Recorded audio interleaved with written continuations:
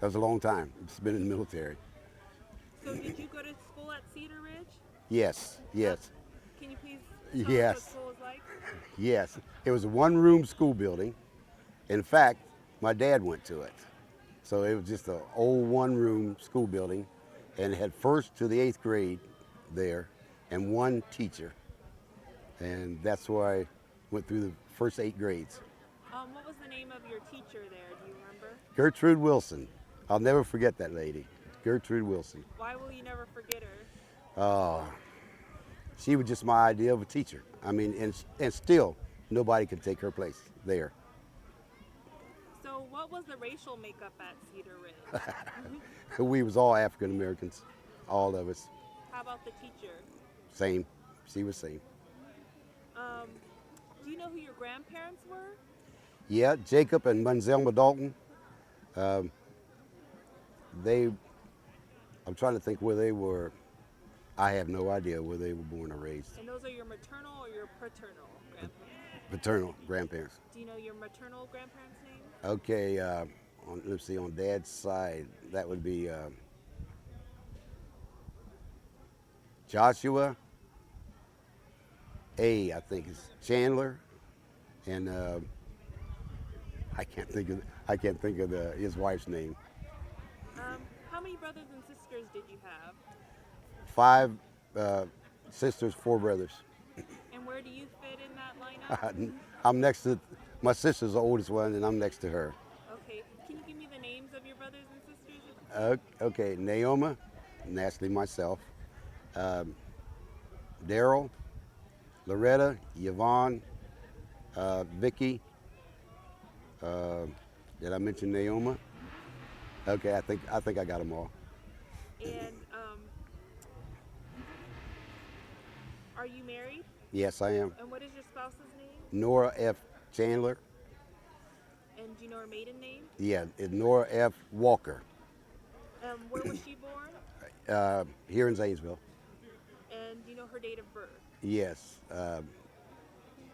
32, 1932, December 26th. How did you meet your wife? Oh, that's a long story. No, it isn't. My dad used to work in Zanesville, and I guess I was about 10 years old, and Dad got me a little bicycle, and I used to ride it around until I saw her one day. So the bicycle started breaking down in front of her house. You know, it had to break down there. But anyway, that little love affair started then. She knew nothing.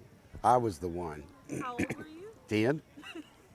So it ended up we started going to high school together. She still knew nothing. Well, you know, my feelings.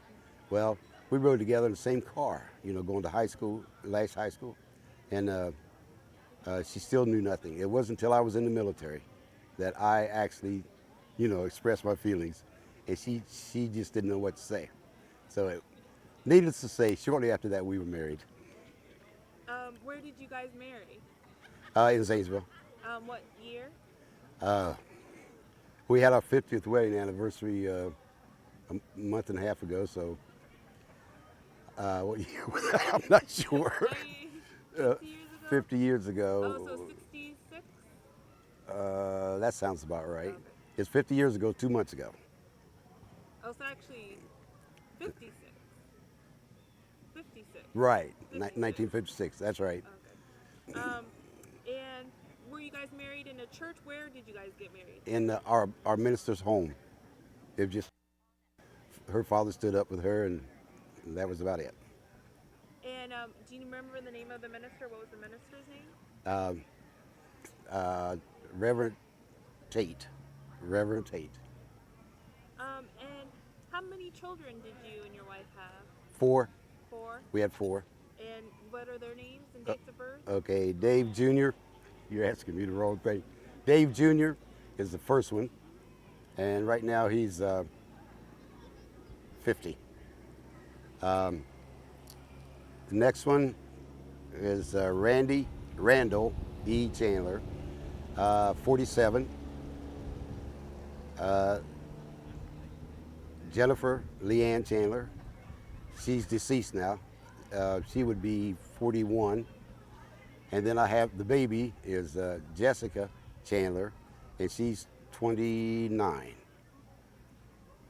Um, Now, were all your kids born? Um, let's see, one was born in Las Vegas, the baby, next to the baby, was born in Las Vegas. And David and Randy was both, David and Randy and Jennifer was born here in Zanesville. Now, you talked a little bit about going to school in Cedar Ridge. Did you go there? How long did you go to Cedar Ridge for school? 8 years, 8 years, first to the 8th grade. And then where did you go to school? Marietta, Ohio. And I went there till I was in the 10th grade. Then we moved to Zanesville, and I continued at Lash High School in Zanesville. And do you know why your family moved from the Marietta area to Zanesville? Yes. We were living on a farm, and our family was so large, and Dad said he could just do better. He said one crop failure and we're in trouble. So he said he didn't want to, since family was growing so much, and we were growing, so was the size of the family, that'd be better if we moved to Zanesville where we could get a steady job and have an income constantly. And what kind of work did your father find in Zanesville? Construction, labor, and that Dunswaller Construction Company. And where did you guys live in Zanesville? On Jackson Street, 846 Jackson Street, it's what is known as the old 8th Ward. So that's where we lived till. And what was it like moving to Zanesville? What was the change you experienced from moving from? Well, to tell you the truth, I didn't like it. I was 14 years old when we moved to Zanesville, and I had so much fun in the country. I just could not go with city life. People were different. The air was different. Just so many things was different. It was just like going into another world, and I would rather have stayed in the country. Now, when you lived in near Marietta, it was a predominantly African American community. How about when you moved to Zanesville? Well, no, Zanesville, it was mixed. In fact, you could almost say it's 50-50 in the area I lived in. But itself, I think the population is something like 11-1 for the city of Zanesville. Now, what did you do for fun when you were in high school in Zanesville? Actually, nothing, really. All I did was go to school and come home. My activities and fun was after I got home, but I just didn't participate in high school too much. Because first place, I come straight out of the country, and then come up into a high school to, well, I don't know how to explain it, but I just didn't mix in. I just didn't fit in. So it was go to school, do what I was supposed to do, come home, and that's it. What would you do for fun outside of school? Oh my gosh, we had a McIntyre Park. We played ball, we played horseshoes, summertime go swimming, just you name it, whatever we could think up to do, we would do it. Where would you go swimming at? We had a little pool over in Gant Park. Now it's known as Gant Park, right in the corner, and that was known as the Black Swimming Pool. And that's where I was lifeguard there for 3 years before I went in the military, and that was more fun than you could think of. How about roller skating? Oh no, I never. Most of the kids did go roller skating, but I never did. I just never. I tried it, and I couldn't do it, so I gave it up. Well, you're one of the few ones that I've heard that swim. Oh. Lots of the people don't swim. Oh, I love to swim. Love to swim. What year did you graduate from high school? 52. And so after you got out of high school, what did you do? I went straight into the military. I mean, just as fast as I could get there, and spent the next 22 years in the military. What branches did you serve in? 12 years Air Force and 10 years Army. And what did you do in the Air Force? All aviation, helicopters and jet aircraft. Jet aircraft for the Air Force and helicopters in the Army. Now, did you fly them? No, I was not a pilot, but I could go with a test pilot as to fill the other seat. In other words, something happened to him, I could take over the ship and land it. But I was not a licensed pilot. What was it like being in the military? Well, the first 4 years I was there, I was in Albany, Georgia. It was kind of, you're taking 52, 53, 54. It was kind of, oh, you had to watch your P's and Q's. Coming from an area like this where you could do just about whatever you want to, down there you could not. So it was, again, another strange world. And I was a youngster too, 17 years old. It was just strange. But after that, I moved from Albany, Georgia to Youngstown, right back into my world again. And from then on, it was smooth sailing. I had no problems. I had no problems. Now, did you ever experience prejudice or discrimination growing up? Just those 4 years when I was in Albany, Georgia. The rest of the time, if it was there, I didn't see it. It might have been well hid, but I had no problems. But some of my black friends said yes, they had experienced problems, but I found out that sometimes you're treated the way you act, and if you act like a whatever, that's how you're going to be treated. And I always never wanted to act that way, because I know we was in Texas, just for one example. Some of my buddies, Afro-American buddies, they wanted to go into a bar and drink. And just walking by, you could see who was in there, and I knew it was trouble. So I just kept on going.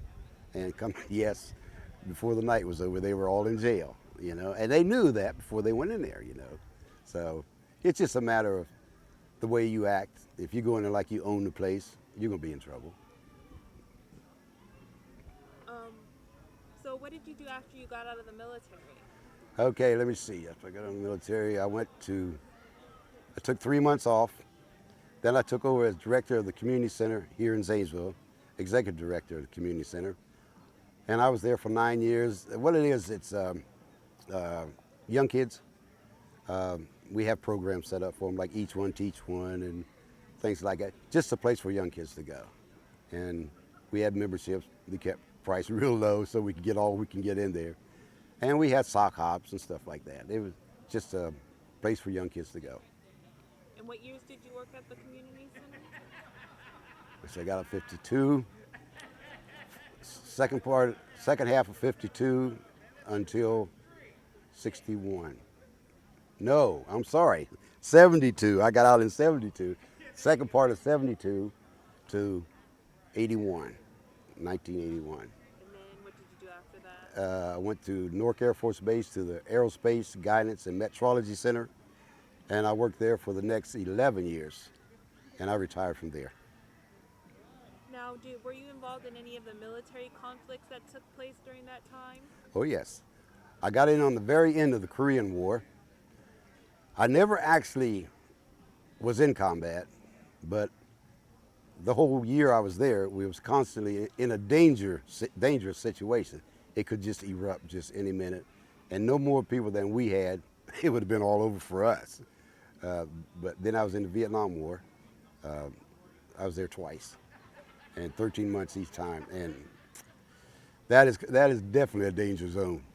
So yes, that's my extent of combat. It was those 3 years. And what years were you in Vietnam? 1966 and 1969. What is your earliest personal memory? What's the first thing you remember? The very first thing I remember, I guess the first thing I remember, my mother singing to me.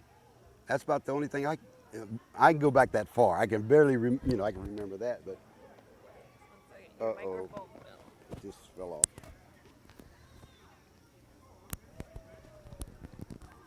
It doesn't want to stay in. I must have my hand caught in it. There. Okay. Now, what would your mother sing to you? Sometimes just nothing, just a hum, just any noise that she could make, I guess, to put me to sleep or whatever it may be.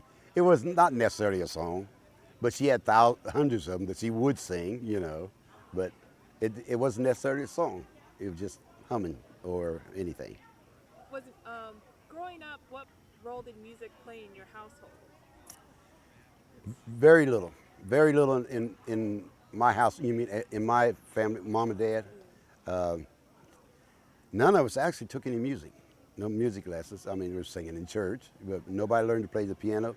But then right after that, in my family, uh, two of my youngsters took piano lessons for about 7 to 8 years, and then, in fact, the baby that's here today, uh, she's a dancer in just about anything, and in fact, she can make some money at it.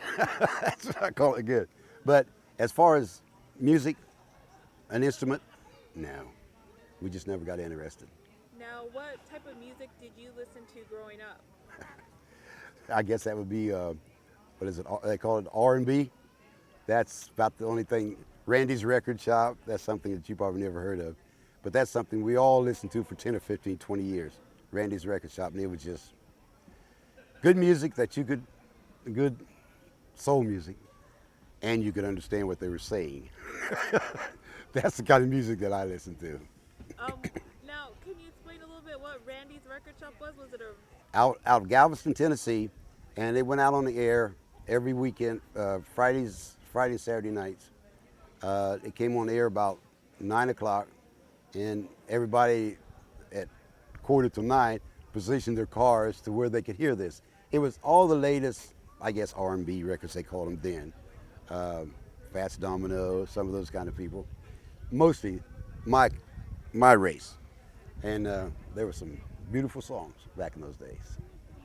And So how old were you when you started listening to this, Randy? about 14, as soon as I come to Zanesville, for about 3 years, and I guess a lot of people down in Albany, Georgia, where I was stationed after I got out of basic, they had it on down there, but I don't know, I just kind of got away from it and never went back to it.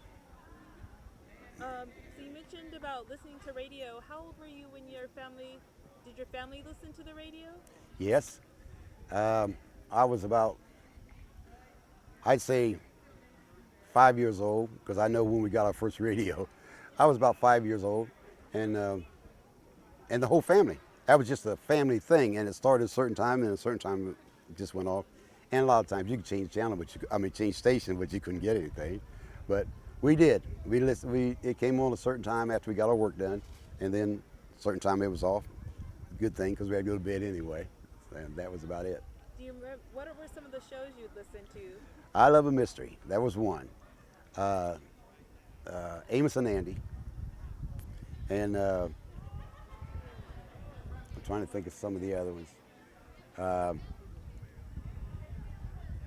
I really can't think right now. So how about going to the movies? How often would you go to the movies as a Well, after I became a teenager, after I come to Zanesville, we never went to movies when we was down in the country, growing up. But I moved up here at 14. I would go to a movie probably once a week. That was about it. What theater would you attend here in Zanesville? We had a theater called Liberty and Weller Theater, and all depends on what was showing. It made a difference which one you went to. It was the Weller and Liberty. Do you remember the first movie you saw growing up? Yes, and it wasn't here. It was in West Virginia. Watch on the Rhine, and it still sticks in my mind. That's the first movie I remember seeing. Watch on the Rhine. Now, what was it about? I don't know. I really can't tell you, but I can remember that name, and I can remember being at that movie. Watch on the Rhine. Where in West Virginia were you? And we was visiting, and the dad of people we were visiting took us all to the movie. Watch on the Rhine. It was in Lang, West Virginia. Now, speaking of the Chandlers, do you know when the Chandlers came to Ohio? Let me think back at the book I have. It was the latter part, let's see, around I'd say somewhere around the 1890s, 1895, somewhere around there. Because it was yes, that's about right. Because Dad was born 1905. He was already here. Yes, I'd say about 18, 1880, somewhere like that. Where did they come from? My dad's dad, Joshua. He came from West Virginia, and he was a slave. And I'm not sure where Dad's mother came from. I think around this area, And my granddad, on the other side, on my mother's side, Jacob Dalton, he came from Germany. He was a German. And Manzelma Dalton, that was my grandmother on my mother's side. My mother's mother. She was Indian, Manzelma Dalton. And she was, I think, 14. Indians used to come through Beverly.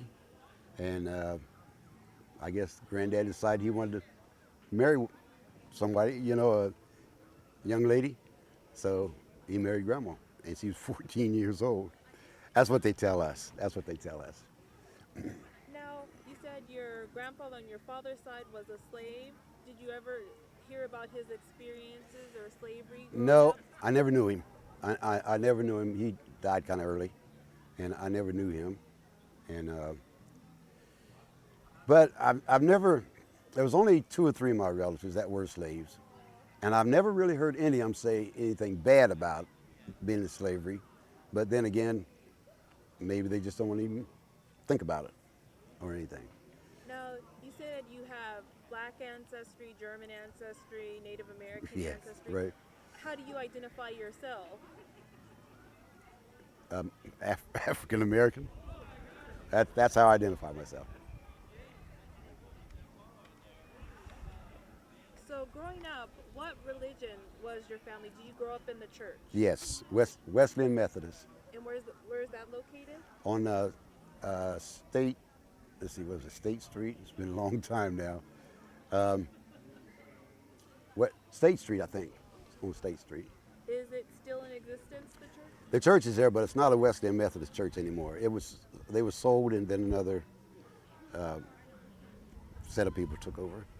Now, was the church predominantly Black, or was it a mixed congregation? Predominantly Black. How often did you attend church growing up? Oh, that was something it was a thing you did on Sunday. And ever since I can remember, I went to church on Sunday. Besides going to church on Sunday, were there any other activities associated with church? Well, church picnics, they would have those sometimes, but that was only once a year. But that was just about it. Because it was a small church, a small congregation, and there just wasn't too much else going on. But now I know some of the other churches right in Zanesville here, they have something going on all the time. But, how did religion influence behavior in your household growing up? it really influenced us because my mom and dad, they believed in the Bible and what the Bible said about sparing the rod. They did not spare the rod, and it didn't hurt me. I haven't been in any trouble, and I think I did pretty good. What other type of discipline did you receive as a... Well, there was a few times when you had to go get your own switch because you had done something that you hadn't been. You've been told. We always knew when we were messing up before we did it. We would start tractors while Dad was in Marietta. We knew we weren't supposed to do that. We'd take a horse out and ride it, and we knew we weren't supposed to do that. When we hurt that horse, that's our living. That's how we made our living with these horses. And Dad catch you, you know what's coming. So he'd make you go get your own switch. And if you got a little tiny one and it broke, you had to go get another one. So you had to get a good stout one when you went. So I was never disciplined for anything that I hadn't earned. But that's the way it was, just being ornery. Growing up, what kinds of foods did you eat?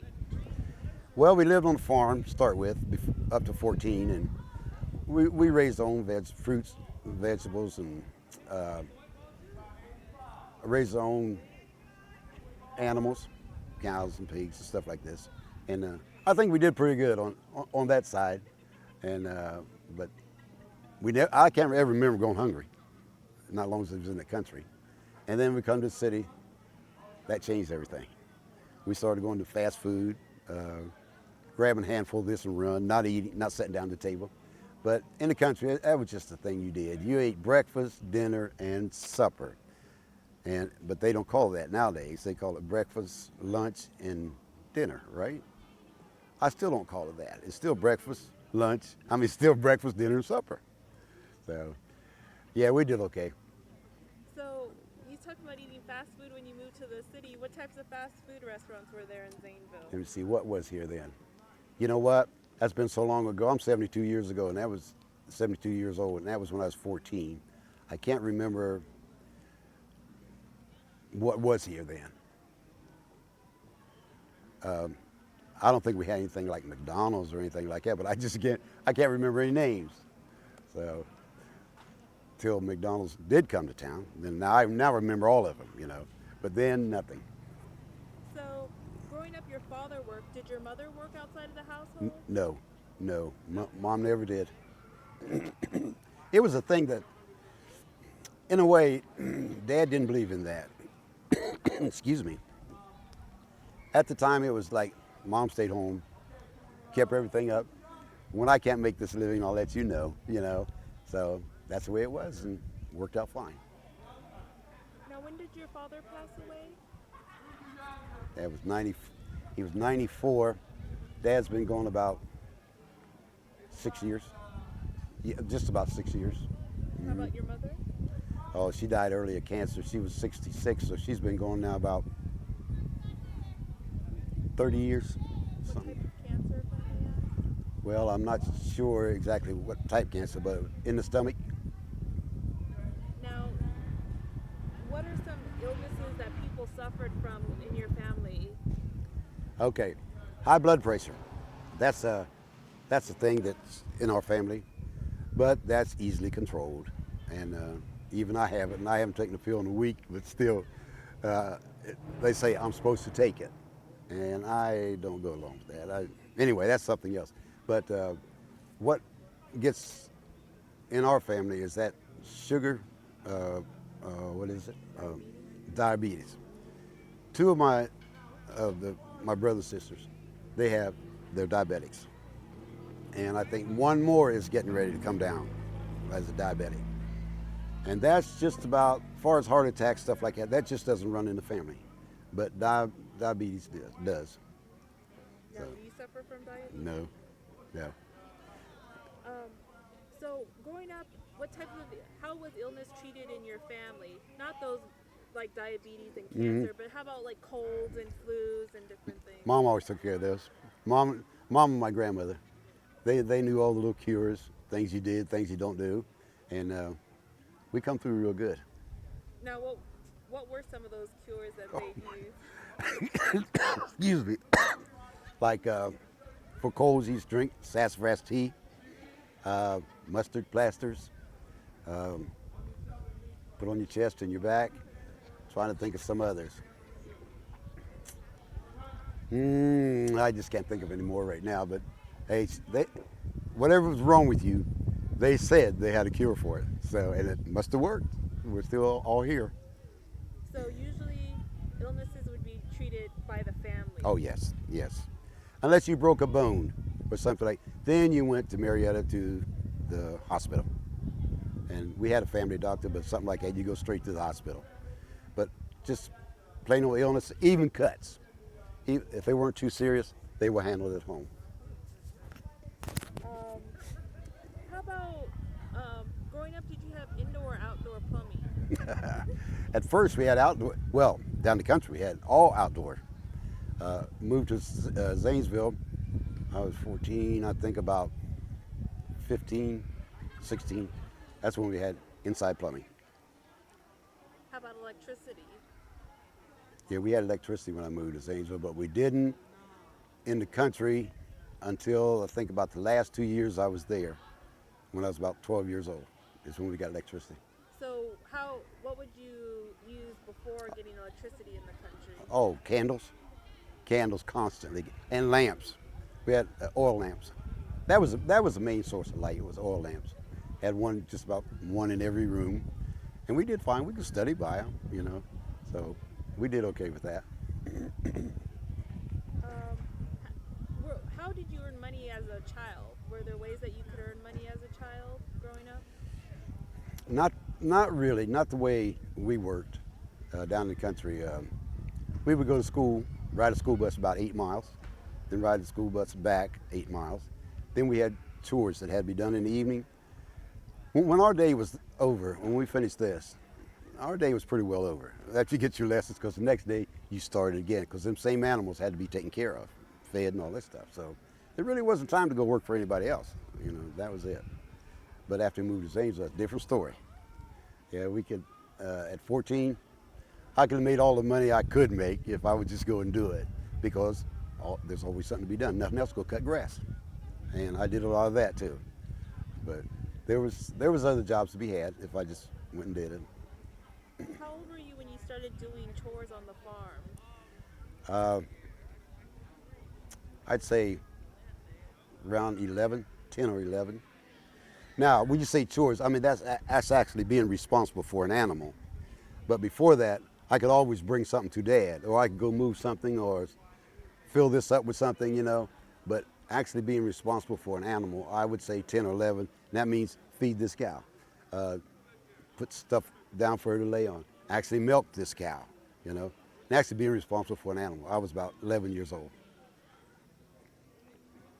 Now, did you ever hear about the Underground Railroad? Yes. And what have you heard about it? Well, when I was in school, I heard very little about it. In fact, I still don't hear too much about it, except what I've read myself.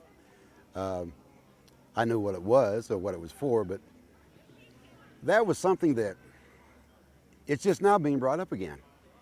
But when I was back in high school, grade school, it just, nothing like that was taught.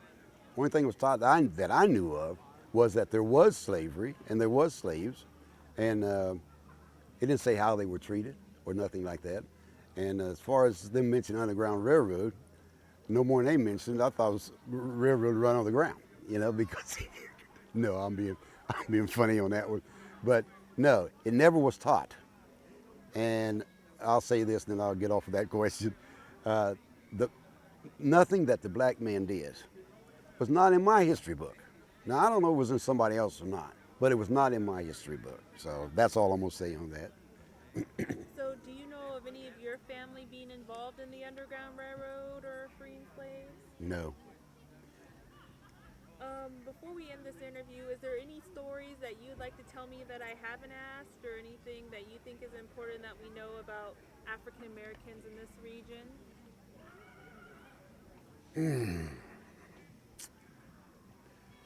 Well, no, nothing I can think of. It sounds like it was a pretty dull life, but it really wasn't. There were, you know, we had a lot of people in the military, and as far as being Underground Railroad, probably if we did hear it when I was a youngster, we didn't pay much attention to it because we wasn't involved in it. But as far as the older people, they probably paid more attention than we did. But right now, there's an Underground Railroad situation here in Zanesville that you can go look and study, and they got maps of it. They show the houses that the slaves would go through, you know, something like that. I've already seen that. And but I didn't even know that there was one building in Zanesville that was all African American school. And it's still here in Zanesville, but it's just a house sitting there with a sign above it, that building should be marked off as a historical marker because the students built it. And that amazes me. I go by there every once in a while, and the plaque is right up there above the door, and the students built it. What's the name of the school? Where is it located? It's I can't even tell you that street now, but I can go right straight to it from here because it's in the back street. It's off the beaten path. And the part I liked was the students built it. And I think it was 1850 or 1840 or 1850 is when that school come into effect. And it was the only African-American school in the area. And now it's downstairs in somebody's house. I don't like that. But. Why don't you like that? Oh, I think it should be a historical marker for kids to go see. Here's what we went to years ago, you know. Now look what you get to go to, you know. Have you made any advances? They've made advances. One from this old building to a nice big fine building. Have you made any advances? I don't know, you know. But I would like to see them do something with that building. That's about the only thing. Just before we end, what's your proudest accomplishment? If you could say, what is your proudest accomplishment? Well, I would say my proudest, other than my family. I mean, that's always first. I guess my proudest accomplishment is when I was at the community center. I was chairman of the Civil Service, not Civil Service Commission, but Coalition of Concerned Citizens, and we we had a city manager here that was. This is politics now. City manager that just wasn't doing nothing for anybody, let alone us, African American. So we got a coalition together, a bunch of groups, made ourselves powerful, and then we faced city council, and we got him released, and we had the Constitution changed over to city mayor system, to the mayor and council system. Got rid of the city manager situation. That took a lot of money, a lot of guts, a lot of time, but we got it done. And I guess that you would say that's my proudest achievement right there, other than my family. Well, thank you very much, Mr. Chandler. Well, you're welcome. Let me get you to sign the forms.